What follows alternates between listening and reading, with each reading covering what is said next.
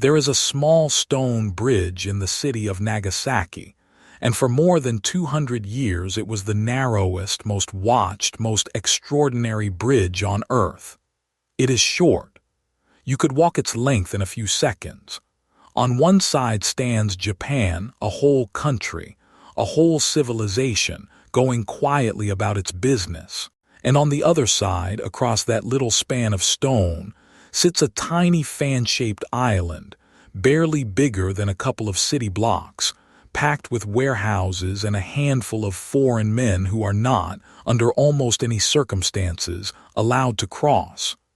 Guards stand at the bridge. A gate, a register of every face. For 2 centuries, this bridge was very nearly the only door between Japan and the whole of Europe, and it was kept deliberately almost entirely shut. How does a country decide to close itself? Not a village, not a temple, a country. How do you shut the door on the world, bolt it, and keep it bolted for 200 years, and what happens inside while it's closed? Hello, my name's Aiden, and I have to tell you where I'm standing before I tell you this story because it matters. I'm an outsider. I'm a Westerner who fell, hopelessly and permanently, for Japan, for its history, its craft, its restraint, its ghosts. I spent a few years living in Kyoto, getting lost in temple gardens and ordering the wrong thing in restaurants, and slowly, gently, being corrected by people far kinder and far more patient than I deserved. And in all that time, I kept circling back to one strange, almost unbelievable stretch of Japanese history, the period when this country did something almost no other nation has ever done.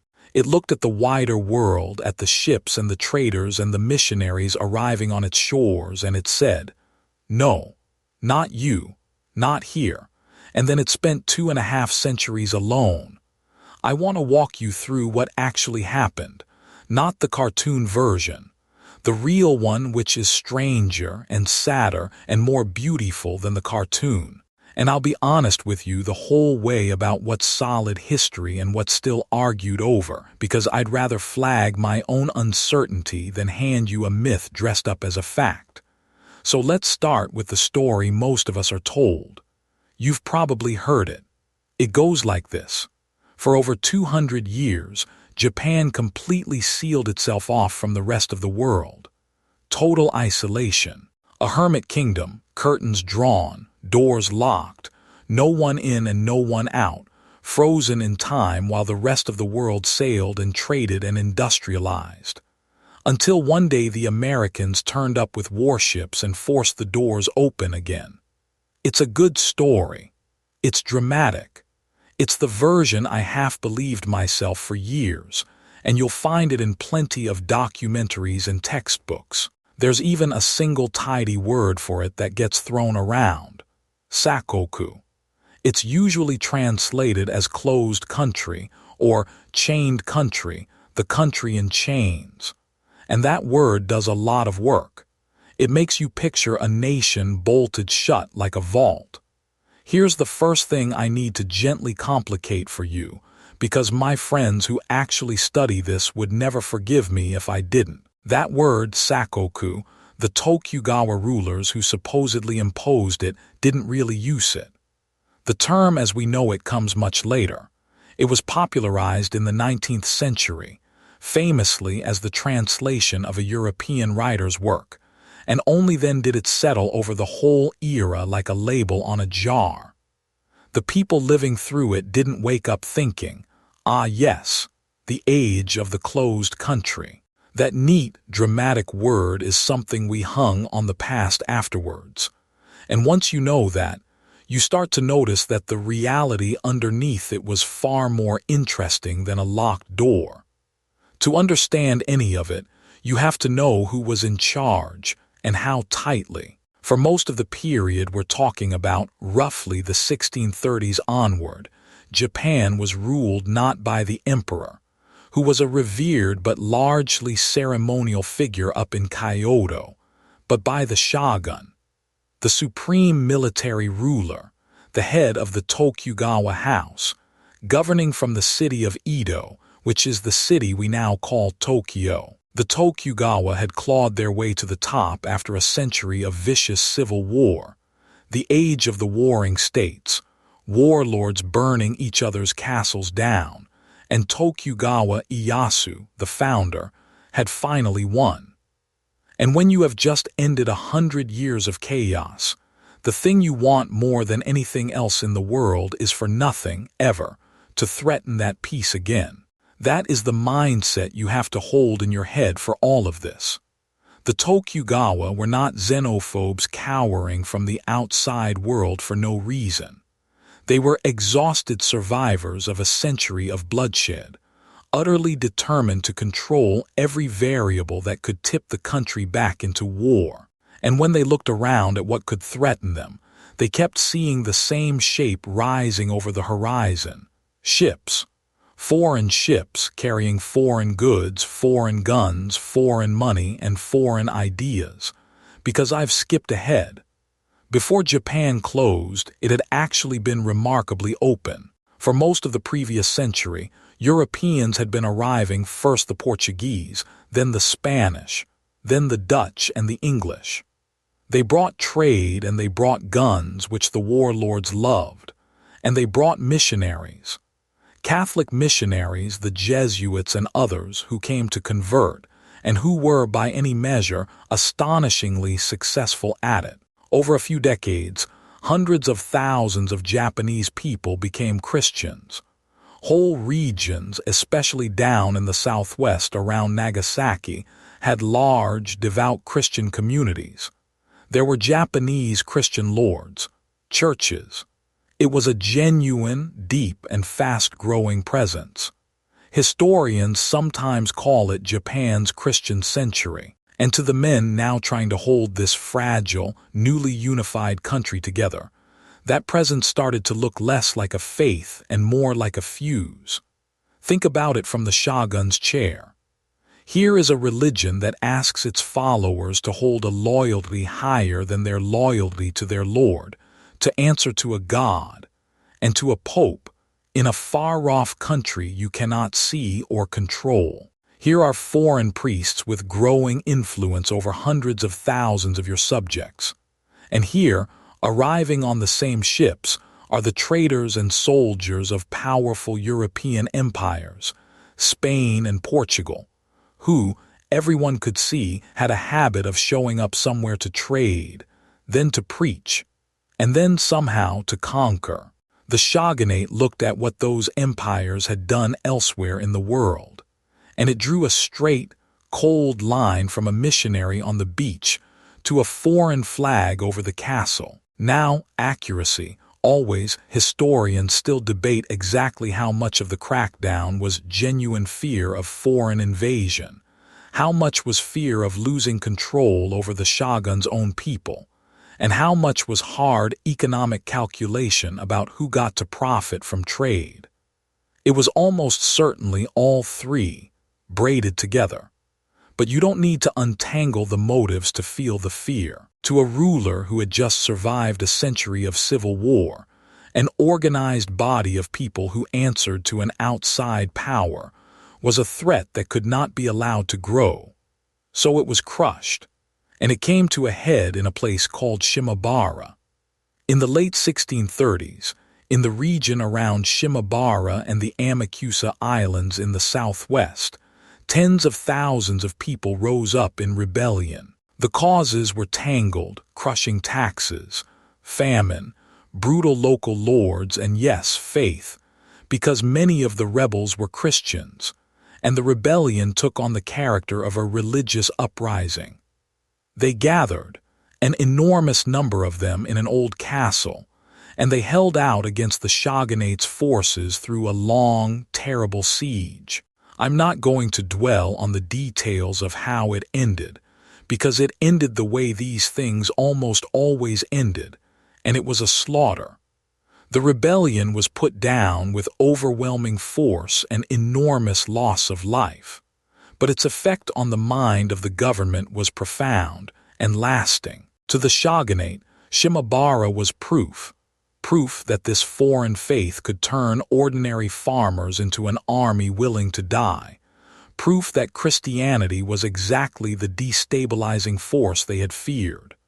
And so, in the years right around it, the doors slammed.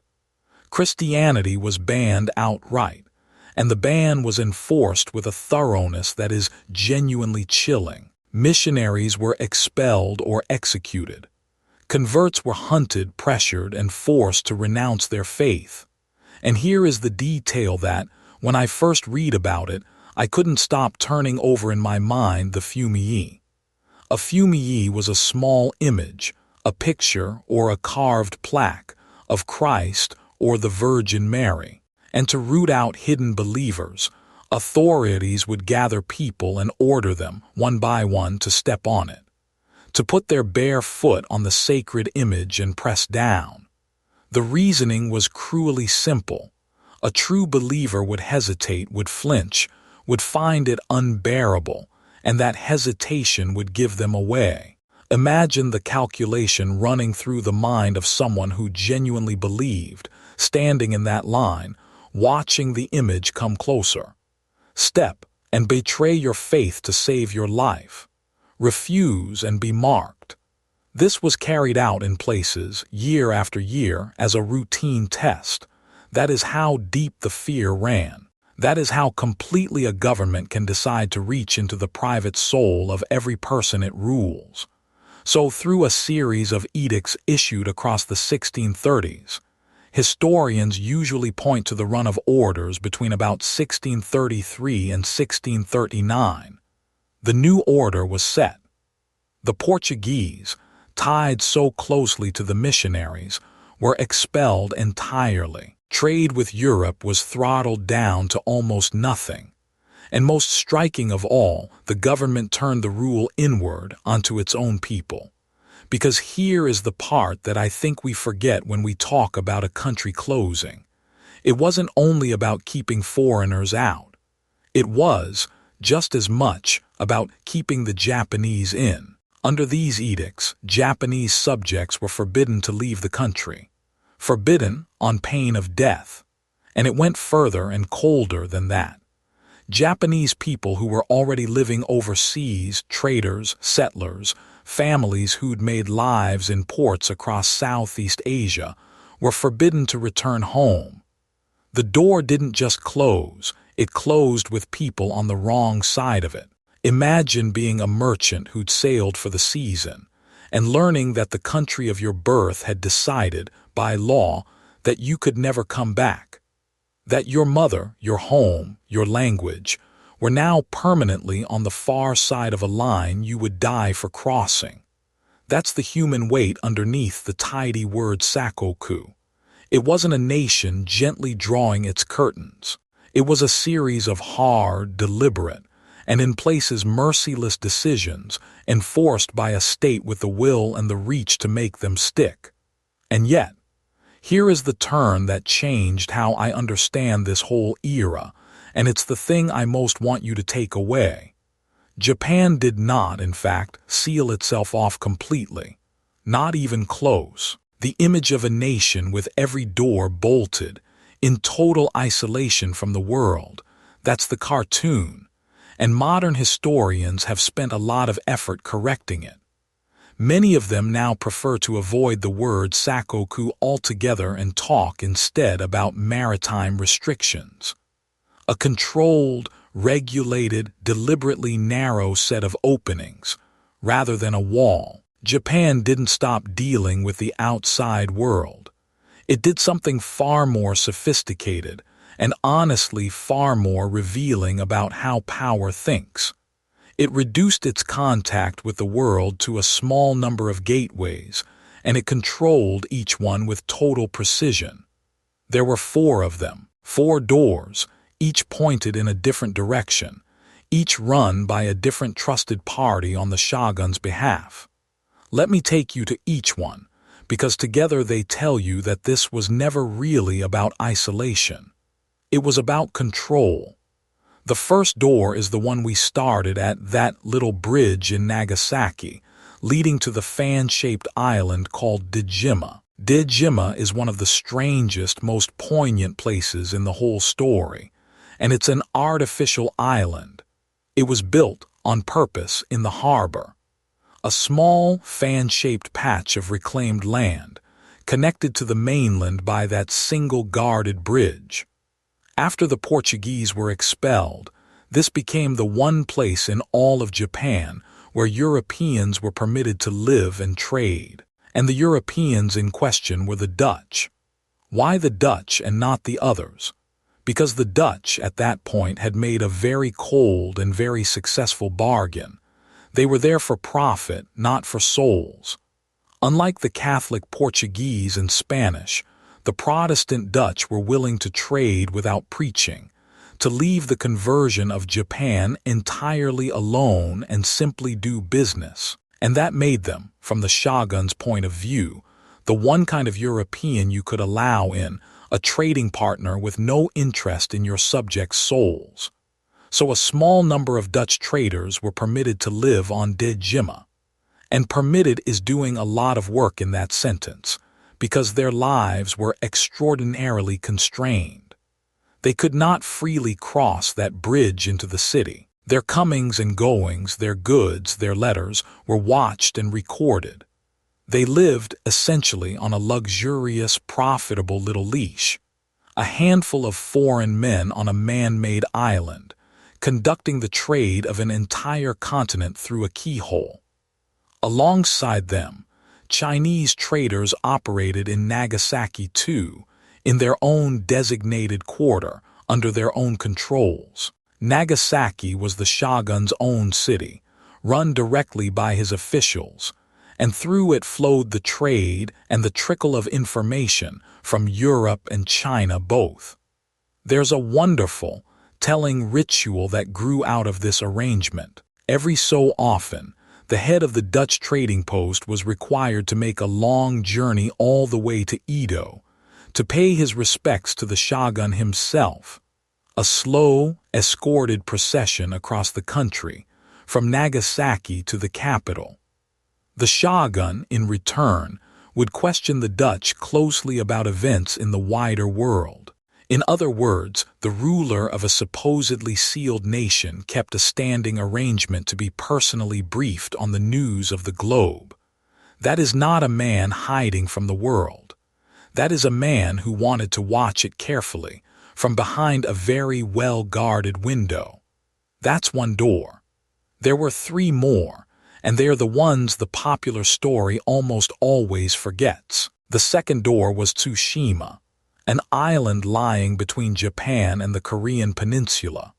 Through the Lord of Tsushima, Japan carried on a real and continuous relationship with Korea. Trade goods and even formal diplomatic missions moved along this route. Grand Korean embassies traveled to Japan on occasion, processions of hundreds of people, received with real ceremony. This was not a country with no foreign relations. It was a country conducting foreign relations through a specific, trusted channel. The third door was in the south, the domain of Satsuma, at the bottom of the island of Kyushu. Satsuma controlled the connection to the Ryukyu Kingdom, the island chain we now know as Okinawa, which at the time was its own kingdom, with its own king and its own thriving trade links reaching toward China and beyond. Satsuma held Ryukyu in a peculiar, profitable grip, and through it, goods and contact flowed in from a whole other direction. And the fourth door was in the far north, the domain of Matsumae, on the edge of the northern island then called Izo, which we now call Hokkaido. Matsumae was the point of contact with the Ainu, the indigenous people of the north with their own language, their own culture, their own way of life, distinct from that of the Japanese to the south. And I want to be careful and honest here, because this relationship was frequently exploitative and sometimes brutal, and the Ainu were increasingly pushed and controlled rather than met as equals. It is not a gentle chapter, but it was, undeniably, another open channel, another direction in which the supposedly sealed country was in constant contact with a world beyond itself. So there's your total isolation. 4 gateways: Nagasaki for the Dutch and Chinese, Tsushima for Korea, Satsuma for Ryukyu, Matsumae for the Ainu, each carefully managed, each pointed in a different direction. The doors were nearly shut, but nearly shut is a very different thing from locked. And the difference between those two ideas is the difference between a myth and the truth. And through the narrowest of those doors, Dejima, something remarkable trickled in. Not just silk and sugar and porcelain. Knowledge. Because the Dutch didn't only bring goods. They brought books, instruments, ideas, the fruits of a Europe that was, in those same centuries, tearing through a scientific revolution. And a small number of curious, determined Japanese scholars realized that through this one tiny keyhole they could glimpse it all. They began, painstakingly, to learn Dutch, a fantastically difficult task with almost no teachers, in order to read those books. And what they built became known as Rangaku, Dutch learning. Ran from a Japanese rendering of Holland, Gaku learning, Dutch learning. Through Rangaku, Japanese scholars studied European anatomy and were astonished to find its detailed drawings more accurate than the medical texts they'd inherited. They studied astronomy, geography, botany, physics, gunnery. There's a famous moment when a group of Japanese physicians obtained a Dutch book of anatomy, compared its illustrations to what they saw with their own eyes, and grasped that this foreign knowledge was, in this respect, simply correct, and set about translating it, a heroic labor, word by unfamiliar word, through one guarded island in a country supposedly sealed against the world. A thin, bright thread of Western science kept being pulled in and studied and treasured. I find that unbearably moving, honestly. The image of a scholar bent over a smuggled-in book in a language almost no one around him could read, straining to see the wider world through a keyhole, because a keyhole was all he was given, and he was determined to press his eye to it anyway. But now we come to the heart of it, because you might be forming a picture of these 2 centuries as gray and fearful and stunted, a country holding its breath. And that is not what happened at all. Something else happened. Something extraordinary. When you stop a country from pouring its energy outward, no foreign wars, no overseas colonies, no great fleets sailing off to conquer, that energy doesn't vanish. It turns inward. And what the peace of the Tokugawa produced over those 250 years was one of the most astonishing flowerings of culture in human history. First, the peace itself.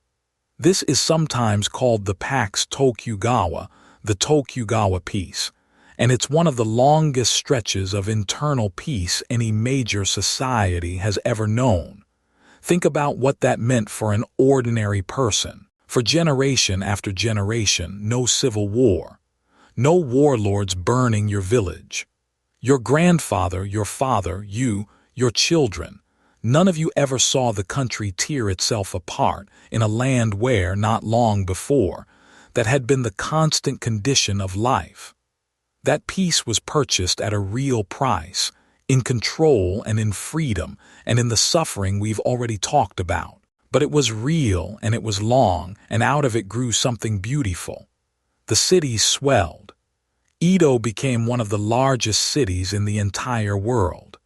And in those crowded, peaceful, prosperous cities, a whole new culture bloomed, the culture of the townsfolk, the merchants, the ordinary urban people with money to spend and time to enjoy it. They called their world the ukiyo-e, the floating world. It's the phrase this whole channel is named for, and it captures something exquisite. The fleeting, pleasure-seeking, here-and-gone world of the theater district, the entertainment quarters, the seasons and the festivals and the passing beauty of it all. Out of that floating world came the things that, for so many of us, simply are Japanese art. The woodblock prints ukiyo-e, pictures of the floating world, those breathtaking images of actors and landscapes and waves that would, centuries later, travel across the ocean and astonish and reshape European painters. The great wave you've seen 1,000 times on posters and phone cases and mugs, that comes from this world, this sealed, inward-turned Japan. Kabuki theater, with its dazzling drama and its stars. Haiku, the poetry of the caught, fleeting moment, refined in these centuries into something close to perfection. The tea gatherings, the gardens, the crafts, the woodblock printed books that ordinary people could buy and read. So much of what I fell in love with in Kyoto, so much of what draws people from all over the world to Japan today grew and ripened inside the sealed jar of these two isolated centuries. And here's where I have to hold two things in my hands at once and not let go of either, because the truth lies in the tension between them. That same seal that let this culture ripen so richly also held the country still. While Japan turned inward and perfected its arts, the outside world it had shut out did not stand still. It changed faster and faster in ways that would eventually make the closed door impossible to keep shut. Europe and America were industrializing. Steam engines, factories, iron ships, guns that a lord in the age of the sword could scarcely imagine. And Japan, for all the brilliance of its Rangaku scholars peering through their keyhole, was not building those things at that pace. It was, in a real and dangerous sense, standing still in a world that had begun to sprint.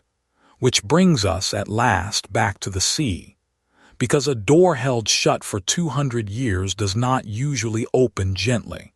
It gets kicked in. In 1853, a squadron of American warships sailed into a bay near Edo, commanded by a man named Commodore Matthew Perry. And here the visuals of our story change, because now, for the first time, we're in the age of the photograph. We can actually see these people's faces. The Japanese who saw those ships called them the black ships, curifune for their dark hulls and the black smoke pouring from their steam engines. Ships that could move against the wind, unlike anything in Japanese waters. They were, unmistakably, a threat and a demonstration all at once. Perry had come with a letter and a demand: open your ports, trade with us. And the guns of his ships made the demand impossible to simply refuse. He left and said he'd be back for an answer. And when he returned the following year, in 1854, with an even larger fleet, Japan, after 2 centuries of the narrow door, agreed to open. The shogunate signed. And once the first door was forced, others followed. I want to be fair, because it wasn't only the black ships.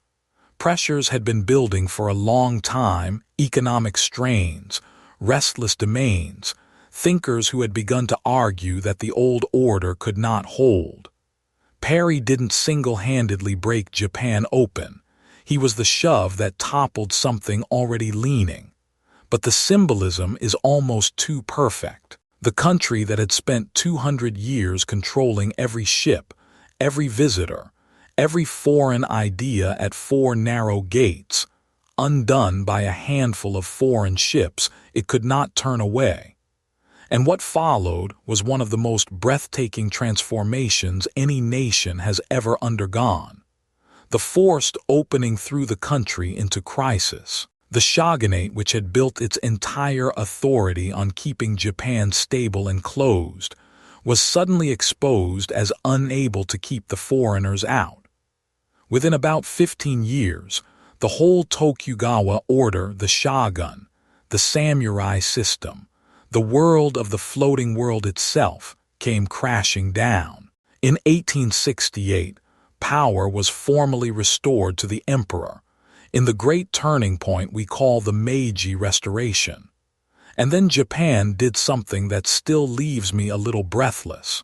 Having been forced open, and having seen the industrial might that had forced it, Japan did not collapse into a colony. It chose, with astonishing speed and will, to transform itself, to study the outside world it had held at arm's length, to industrialize, to build railways and factories and a modern navy, to change so fast that within a few decades it stood among the world's powers. The country that had spent 200 years perfecting stillness reinvented itself, almost overnight, into a nation of furious motion.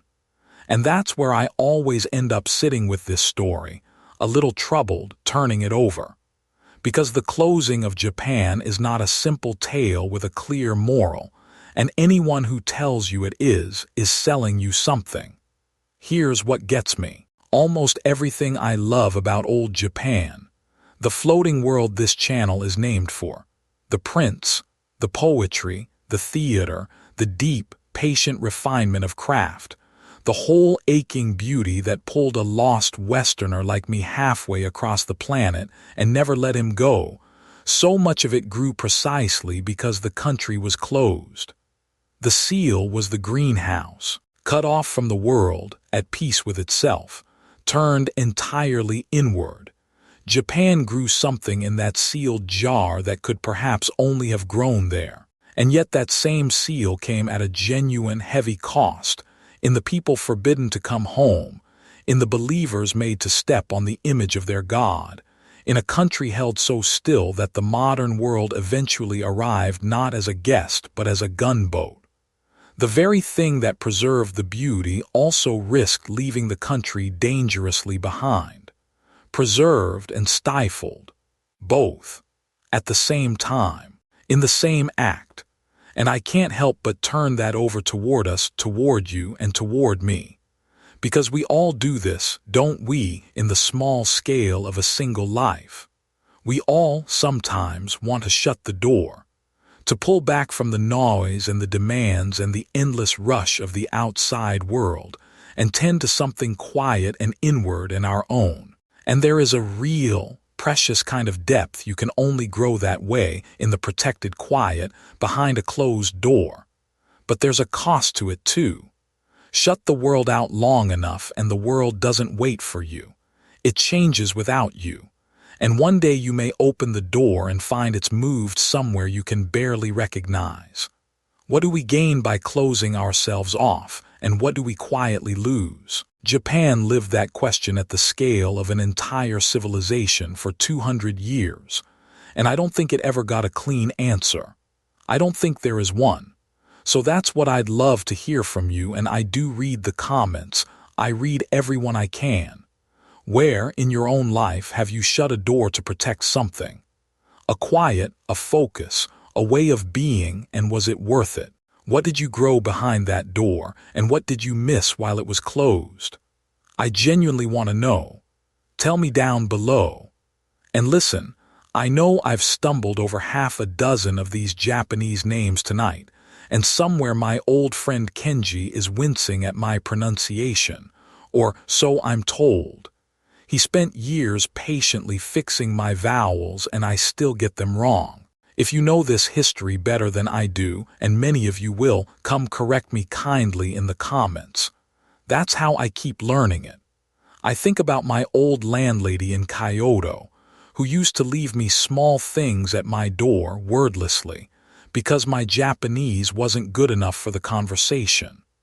A closed door, and a gift left on the other side of it anyway. Maybe that's the whole thing in miniature. If this is the kind of story you want more of, the real history under the beautiful surface of the country I can't stop loving, then subscribe and stay with me a while. There's so much more of this world I want to show you. My name's Aiden. Thank you for crossing the bridge with me, and I'll see you in the floating world.